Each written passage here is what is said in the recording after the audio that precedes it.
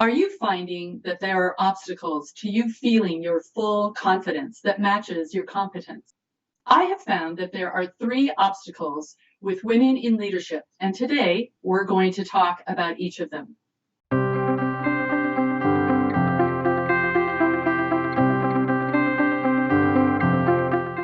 I'm Sarah Graves with inviteCHANGE. Let's get started on obstacle number 1 that's in the way of you feeling your full confidence. It's the critic. Yes, the critic voice, which many women actually think is their own voice.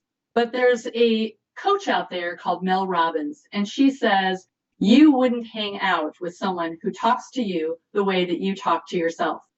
This is so true. As I work with clients, there is a giant critic voice that has negative self-talk. So what's your favorite? I'm not enough. I can't do this. I've tried it before. I failed. There's a whole litany, a whole list of ways that we run tapes inside our head and keep ourselves from feeling our confident selves. It isn't all of who we are. It's just a voice. So I have 3 ways that you can partner with this voice. First of all, anticipate. Anticipate situations. Are you about to give a talk to a client? You're making a sales pitch, but you knew about it the day before. So what could you do to prepare yourself to not be critical, to not have that chirping in your head and telling you all the things that you're doing wrong? Well, that moves me to the second A, which is appreciating. Appreciate your critic. Take a moment the night before in your preparation and tell your critic, thank you. I so appreciate the ways that you point out the things that I don't do right, the things that I could do better. And what I'm going to ask from you is for tomorrow morning during that 45-minute presentation, could you take a back seat and let me be in the driver's seat? I appreciate your input, and after I'm done, I'll check back in with you and you can let me know what didn't work. I'm going to pivot to creativity, and my creativity is what's going to feed me in this presentation with my client. So first, you're going to anticipate, then you're going to appreciate.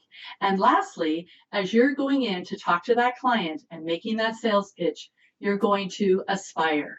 And what is aspiring? You're aware that you want more and you're breathing. Aspirate, breathe deeply into your body and breathe into your confidence and bring that fully forward through the voice of your creativity. Let's look at obstacle number 2. I call it comparison. Somebody gets a new house, a new outfit, a new promotion, something that I may want, but they got it before me, or maybe they got it instead of me if it's a promotion. How can I shift out of this obstacle which is keeping me from feeling my confidence? The way that I've begun to work with this is by looking at whatever I see that someone else has or what they've achieved and look at it in a way that it's a challenge to me.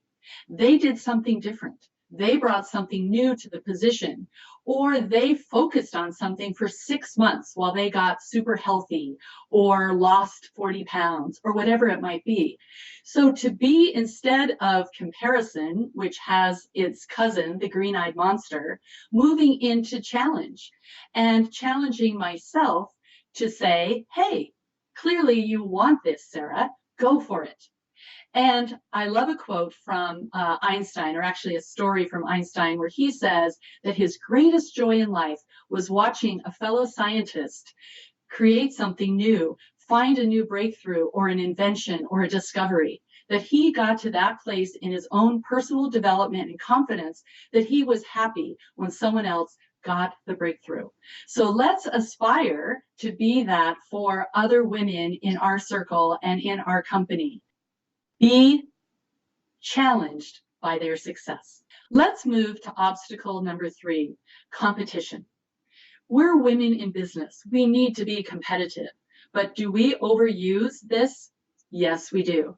And we're so competitive that we miss a lot that's around us. As I look at competition, I want to shift to collaboration. It's not either or, it's both and.